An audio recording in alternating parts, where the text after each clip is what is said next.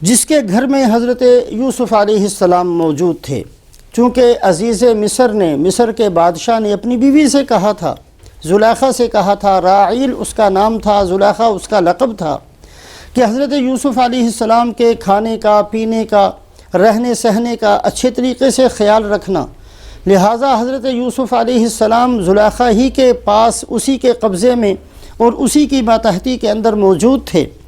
لیکن اللہ پاک نے جو اتنا حسن اور اتنا زیادہ اللہ پاک نے جمال نصیب فرمایا تھا،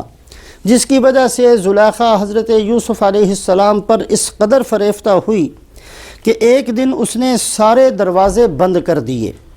محل کے 7 دروازے تھے، یا ایک ہی کمرے کے 7 دروازے تھے، روایات میں 7 کا لفظ آتا ہے، وَغَلَّقَتِ الْأَبْوَابَ وَقَالَتْ هَيْتَ لَكَ، سارے دروازوں کو بند کر کے اور اچھے طریقے سے بند کر کے کہ کہیں کھل نہ جائیں۔ پھر حضرت یوسف علیہ السلام سے اپنی آرزو کے پورا کرنے کی درخواست کی۔ قال معاذ اللہ، حضرت یوسف علیہ السلام نے فوراً کہا، میں اللہ کی پناہ مانگتا ہوں۔ انبیاء علیہم الصلوات و تسلیمات کی یہ سنت ہے، پناہ مانگنا حقیقتاً اپنی عجز و انکساری کا اظہار بھی ہے اور اللہ سے مدد مانگنا بھی ہے۔ پناہ مانگنے کا مطلب یہ ہوتا ہے کہ اے اللہ، یہ جو آنے والی چیز ہے میں اپنی طاقت اور قوت سے اس سے بچ نہیں سکتا، اور اے اللہ مجھے آپ کی مدد کی ضرورت ہے۔ حضرت یوسف علیہ السلام نے فرمایا، انہ لا یفلح الظالمون، ظالم بندہ قیامت کی اور آخرت کی کامیابیوں کو حاصل نہیں کر سکتا، لہٰذا میں کسی طرح بھی اس ظلم کا، اس گناہ کا ارتکاب کرنے پر آمادہ نہیں ہوں۔ وَلَقَدْ هَمَّتْ بِهِ وَهَمَّ بِهَا لَوْلَا أَن رَأَىٰ بُرْهَانَ رَبِّهِ، اللہ فرماتے ہیں اس زلیخا نے تو گناہ کا مکمل اور پورا ارادہ کر لیا۔ حضرت یوسف علیہ السلام کو اللہ نے اپنی قدرت سے ایک نشانی دکھا دی۔ اگر وہ نشانی نہ دیکھتے تو شاید حضرت یوسف علیہ السلام بھی گناہ پر آمادہ ہو جاتے۔ یہ اللہ پاک کا ایک خاص فضل ہوتا ہے انبیاء علیہم الصلوات و تسلیمات پر، کہ اللہ اپنے نبیوں کو گناہ کے قریب نہیں جانے دیا کرتے۔ انبیاء علیہم الصلوات و تسلیمات معصوم ہوتے ہیں، نہ کسی گناہ کبیرہ کا ارتکاب کرتے ہیں، نہ کسی گناہ صغیرہ کا ارتکاب کرتے ہیں۔ اسی طریقے سے اللہ پاک نے حضرت یوسف علیہ السلام کے بارے میں فرمایا، وَهَمَّ بِهَا لَوْلَا أَن رَأَىٰ بُرْهَانَ رَبِّهِ، اللہ کی طرف سے ایک دلیل، ایک برہان دکھا دی گئی۔ اگر اس برہان کو، اس دلیل کو حضرت یوسف علیہ السلام نہ دیکھتے تو شاید جیسے زلیخا نے گناہ کا ارادہ کر لیا تھا، شاید یہ ارادہ یا اس ارادے کا کوئی حصہ حضرت یوسف علیہ السلام کے اندر بھی پیدا ہو جاتا۔ وہ برہان کون سی تھی، اس کے بارے میں مفسرین کے مختلف اقوال ہیں۔ ایک تو قول یہ ہے کہ برہان، جب یہ سارا منظر پیش آیا اور زلیخا نے دروازوں کو بند کر دیا تو اللہ نے اپنی قدرت سے حضرت یعقوب علیہ السلام کی صورت حضرت یوسف علیہ السلام کے سامنے کر دی۔ اگر یہ بات نہ ہوتی تو شاید حضرت یوسف علیہ السلام کے دل کے اندر بھی اس چیز کا ارادہ پیدا ہو جاتا۔ دوسرا قول یہ ہے کہ زلیخا چونکہ بت پرستی کے اندر وہ لوگ مبتلا تھے، مسلمان تو نہیں تھی، بت پرستی ان کا دین تھا، لہٰذا جب زلیخا نے یہ سارا کام کیا تو ایک بت تھا جو اس کے کمرے کے کونے میں رکھا ہوا تھا، اس نے ایک سفید چادر اپنے اس بت کے اوپر ڈال دی۔ حضرت یوسف علیہ السلام پوچھنے لگے کہ یہ تم کیا کر رہی ہو؟ کہا یہ ہمارا معبود ہے، اس سے ہم اپنی ضرورتیں مانگتے ہیں، اس سے مجھے شرم آتی ہے، لہٰذا میں نے اس کے اوپر کپڑا ڈال دیا ہے۔ حضرت یوسف علیہ السلام فرمانے لگے کہ ایسا بت جس کو تم نے اپنے ہاتھ سے گھڑا ہے، جس کے اندر نہ سننے کی صلاحیت ہے نہ دیکھنے کی صلاحیت ہے، اس سے تو تجھے شرم آئے، اور میرا اللہ جو ایک ایک لمحے سے واقف ہے، جو دلوں کے اندر کے خیالات تک سے واقف ہے، اور اس سے ہمیں کوئی شرم نہ آئے، یہ نہیں ہونا چاہیے۔ یہ برہان تھی جو اللہ کی طرف سے دکھا دی گئی۔ اور تیسرا قول یہ بھی ہے کہ اللہ پاک نے چونکہ نبوت دینی تھی، ابھی تو نہیں نبوت ملی، بعد میں نبوت ملنی تھی، اور اس نبوت کا جو نور تھا یہی برہان تھی، جس کی وجہ سے حضرت یوسف علیہ السلام اس گناہ کے قریب تک بھی نہ گئے، بلکہ ارادے کا کوئی ذرہ بھی دل کے اندر پیدا نہ ہوا۔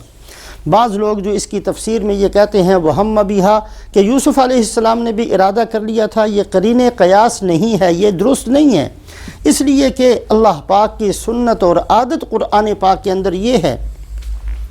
کہ اگر حضرات انبیاء علیہم الصلوات و تسلیمات سے کسی موقع پر کوئی خلاف اولا بات بھی ہوئی ہے تو اللہ نے اس کو ذکر کیا ہے۔ اگر حضرت یوسف علیہ السلام کے دل میں گناہ کا ارادہ آ چکا ہوتا تو اللہ پاک اسی انداز سے یہاں بیان فرماتے۔ حضرت یوسف علیہ السلام کو تو اللہ پاک نے اس انداز سے قصہ بیان کیا ہے کہ اس ارادے کو ہم نے دور رکھا ہے یوسف علیہ السلام سے، اور حضرت یوسف علیہ السلام کی پاک دامنی ہے کہ دل کے اندر ذرہ برابر خیال بھی نہ آیا، اور اس لیے نہیں آیا کہ اللہ پاک کی طرف سے مکمل حفاظت تھی، اللہ کی طرف سے مکمل دستگیری اور رہنمائی تھی۔ اللہ پاک نے پہلے سے برہان دکھا دی، جس کی وجہ سے یوسف علیہ السلام کے دل کے اندر اور قلب مبارک کے اندر ذرہ برابر بھی گناہ کا ارادہ پیدا نہیں ہوا۔ كَذَلِكَ لِنَصْرِفَ عَنْهُ السُّوءَ وَالْفَحْشَاءَ، اللہ فرماتے ہیں اسی طریقے سے ہم نے ان سے گناہ صغیرہ کو بھی اور گناہ کبیرہ کو بھی، گناہ صغیرہ ارادہ کر لینا اور گناہ کبیرہ کسی گناہ کا ارتکاب کر لینا، اللہ فرماتے ہیں ہم نے خود گناہ صغیرہ کو بھی دور رکھا، گناہ کبیرہ کو بھی دور رکھا۔ یہ الفاظ خود بتا رہے ہیں کہ حضرت یوسف علیہ السلام کے قلب مبارک کے اندر ذرہ برابر گمان تک پیدا نہیں ہوا تھا، اللہ کی طرف سے برہان دکھائی گئی، اور اس برہان کے دیکھنے سے حضرت یوسف علیہ السلام اس کی طرف نگاہ اٹھا کر بھی نہیں دیکھی، گناہ صغیرہ کا ارادہ بھی نہیں ہوا، گناہ کبیرہ کا ارادہ بھی نہیں ہوا۔ انہ من عبادنا المخلصین، ساتھ اللہ پاک نے ان کی عفت کو اور پاک دامنی کو اور شیطان کے تصرف سے مکمل حفاظت کو اس انداز سے بیان فرمایا کہ حضرت یوسف علیہ السلام ہمارے مخلص بندوں میں سے تھے۔ جب زلیخا نے یہ کہا کہ میری آرزو اور ضرورت کو پورا کرو تو حضرت یوسف علیہ السلام بھاگنا شروع ہوئے تاکہ کسی طریقے سے اس محل سے باہر نکل جائیں، اس کمرے سے باہر نکل جائیں، اور زلیخا نے پیچھے سے بھاگنا شروع کیا۔ وَاسْتَبَقَ الْبَابَ، ایک دروازے پر گئے تو اللہ پاک نے بطور معجزہ کے خود بخود اس کا دروازہ کھول دیا۔ پھر دوسری کی طرف گئے، تیسری، وہ زلیخا چونکہ آ جاتی تھی نکل نہیں سکے، پھر دوسرے دروازے پر گئے، تالا کھل گیا لیکن وہاں سے نکل نہ سکے، تیسرے پر گئے، چوتھے پر گئے، پانچویں پر، چھٹے پر، ساتویں پر، اور آخری دروازہ کھلا۔ اتنے میں زلیخا نے پیچھے سے کرتا پکڑ کر جو کھینچا ہے تو وہ کرتا پیچھے سے پھٹ گیا سارے کا سارا، اور دروازہ کھلا تو سامنے زلیخا کا خامند کھڑا تھا۔ یہ اللہ پاک کی حکمت تھی کہ کسی اور دروازے سے حضرت یوسف علیہ السلام باہر نہ نکل سکے، اسی دروازے سے نکلے ہیں جس کے اندر نکلتے ہی سامنے عزیز مصر خود موجود تھا۔ مفسرین فرماتے ہیں وَاسْتَبَقَ الْبَابَ، اللہ چاہتے تو کوئی ایسی صورت پیدا فرما دیتے کہ کمرے کے اندر رہتے ہوئے ہی پاک دامنی کا اظہار بھی ہو جاتا، اور اللہ حفاظت بھی فرما دیتے، بے ہوش کر دیتے، زلیخا کو مار دیتے، موت طاری کچھ بھی کر دیتے، لیکن اللہ پاک نے ایسا نہیں کیا، بلکہ یوسف علیہ السلام نے جتنی کوشش ہو سکتی تھی اتنی کوشش اختیار کی ہے۔ اللہ پاک بندے سے یہ دیکھنا چاہتے ہیں کہ جب بندہ جہاں تک ہو سکتا ہے اتنی کوشش کر لیتا ہے، پھر اللہ کی طرف سے دروازہ کھلا کرتا ہے اور پھر اللہ کی طرف سے مدد آیا کرتی ہے۔ تو اللہ پاک بندے سے یہ دیکھنا چاہتے ہیں کہ بندہ جتنی اپنی کوشش کر سکتا ہے اس کوشش کو خرچ کرے، جتنی ہمت کر سکتا ہے اتنی ہمت کرے، پھر اللہ کی طرف سے مدد آیا کرتی ہے، اور پھر اللہ پاک بندے کو نوازا کرتے ہیں۔ اللہ پاک نے دروازے تالے کھول دیے اور اللہ پاک نے سارے مسئلے حل کر دیے، لیکن اسی وقت جب یوسف علیہ السلام نے دوڑنا بھاگنا شروع کیا، ایک دروازے پر پہنچے، دوسرے پر پہنچے، تیسرے پر، چوتھے پر، ساتویں دروازے پر پہنچے تو وہ دروازہ بھی کھل گیا، لیکن سامنے سے وہ عزیز مصر موجود تھا۔ وَاسْتَبَقَ الْبَابَ وَقَدَّتْ قَمِيصَهُ مِن دُبُرٍ وَأَلْفَ يَا سَيِّدَهَا لَدَى الْبَابِ، جلدی سے دوڑے، زلیخا پیچھے دوڑی اور کرتے کو پکڑ کر کھینچا، وہ پھٹ گیا پیچھے کی طرف سے، اور آگے دونوں نے دیکھا کہ وہ دروازے پر عزیز مصر یعنی زلیخا کا خامند کھڑا ہے۔ اب زلیخا نے مکر شروع کیا، بات کو بدلا، حالانکہ وہ خود کوشش میں تھی، لیکن جب دیکھا کہ اب صورتحال مختلف ہو گئی ہے تو کہنے لگی قالت ما جزاء من اراد باهلك سوءا الا ان يسجن او عذاب علیم، آپ بتاؤ، اپنے خامند کو خطاب کر کے کہنے لگی، بتائیے کیا بدلہ ہو سکتا ہے اس آدمی کا جس نے آپ کی بیوی کے ساتھ برائی کا ارادہ کیا ہو؟ اس کا بدلہ صرف یہ ہونا چاہیے کہ یا تو اس کو گرفتار کر دیا جائے، الا ان یسجن او عذاب علیم، یا اس کو سخت سزا دی جائے۔ اب بات کو پلٹ دیا، بجائے یہ کہنے کے کہ یہ میری کوشش تھی، حضرت یوسف علیہ السلام پاک دامن ہیں، سارا الزام حضرت یوسف علیہ السلام کے سر پر تھوپ دیا اور یہ کہنے لگی کہ یہی دروازے بند کر کے اور یہی میرے ساتھ برائی کا ارادہ کرنا چاہتے تھے۔ اب اس کی سزا صرف یہ ہے کہ یا تو ان کو گرفتار کر دیا جائے یا ان کو کوئی سزا اور دی جائے۔ قال ہی راودتنی عن نفسی، حضرت یوسف علیہ السلام نے دیکھا کہ یہ تو بالکل جھوٹ بول رہی ہے اور بالکل مکر پر آ گئی، تو فرمانے لگے کہ نہیں، میں نے نہیں کچھ کیا، بلکہ اسی کی یہ کوشش تھی، اسی نے مجھے بلایا تھا اور اسی نے یہ سارا کام کیا تھا۔ وَشَهِدَ شَاهِدٌ مِّنْ أَهْلِهَا، اب اللہ پاک نے اپنی ایک غیبی صورت کو پیدا فرمایا۔ ایک معصوم اور چھوٹا سا بچہ جو وہاں موجود تھا ایک جھولے کے اندر، اس نے بولنا شروع کیا۔ جب یہ صورتحال بدل گئی اور زلیخا نے سارا الزام حضرت یوسف علیہ السلام پر لگا دیا، تو ایک چھوٹا سا بچہ جو جھولے کے اندر موجود تھا اس نے کہنا شروع کیا۔ اس نے یہ تو نہیں کہا کہ یوسف علیہ السلام پاک دامن ہیں، بلکہ اس نے ایک بہت عجیب انداز سے، ایک عقل کی انداز سے اس کا فیصلہ کیا، اور وہ فیصلہ کیا تھا؟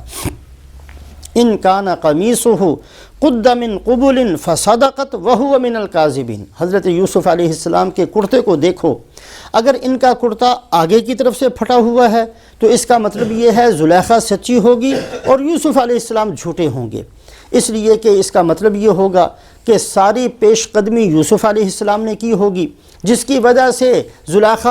اپنی حفاظت کرتے ہوئے اس نے آگے سے کپڑا پھاڑ دیا ہوگا، تو یہ پتہ چلے گا کہ زلیخا سچی اور یوسف علیہ السلام سچے نہیں ہیں۔ وَإِن كَانَ قَمِيصُهُ قُدَّ مِن دُبُرٍ فَكَذَبَتْ وَهُوَ مِنَ الصَّادِقِينَ، اور کرتے کو دیکھو، اگر کرتا پیچھے سے پھٹا ہوا ہے تو اس کا مطلب یہ ہوگا کہ زلیخا جھوٹ بول رہی ہے اور حضرت یوسف علیہ السلام بالکل سچے ہیں۔ عقل کی بات ہے کہ یہ بھاگ رہے ہوں گے اور وہ ان کو اپنی طرف کھینچ رہی ہوگی، اسی کے بھاگنے کے اندر ان کا کرتا پیچھے سے پھٹ گیا ہوگا، لہٰذا یہ سچائی ہوگی حضرت یوسف علیہ السلام کی۔ اب چونکہ وہ عزیز مصر سامنے کھڑا تھا، بچے نے بول کر یہ ایک عقل کا فیصلہ سنایا۔ فَلَمَّا رَآ قَمِيصَهُ قُدَّ مِن دُبُرٍ قَالَ إِنَّهُ مِن كَيْدِكُنْ، عزیز مصر کا بادشاہ کہنے لگا، جب اس نے دیکھا کہ یوسف علیہ السلام کا کرتا تو پیچھے کی طرف سے پھٹا ہوا ہے، تو اپنی بیوی کو خطاب کر کے کہنے لگا، إِنَّهُ مِن كَيْدِكُنْ، یہ تمہارا ہی مکر ہے، یہ عورتوں کا مکر ہے۔ عزیز مصر نے کہا یہ ساری تمہارا مکر اور فریب ہے اور تمہارا مکر و فریب بہت بڑا ہے۔ یوسف اعرض عن ھذا، حضرت یوسف علیہ السلام کی طرف متوجہ ہوا اور کہنے لگا کہ اے یوسف اس کو درگزر کر دو، مطلب یہ ہے کہ اس کا چرچا نہ کرنا، کسی کے سامنے نہ کہنا، ہمارا شاہی خاندان ہے، بےزتی ہوگی، بدنامی ہوگی، اس کو یہیں چھپا دینا اور اس کو یہیں تک رکھنا۔ واستغفری لذنبک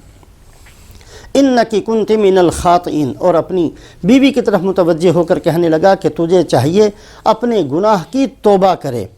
اس لیے کہ تو ہی اس وقت مجرم اور قصوروار ہے۔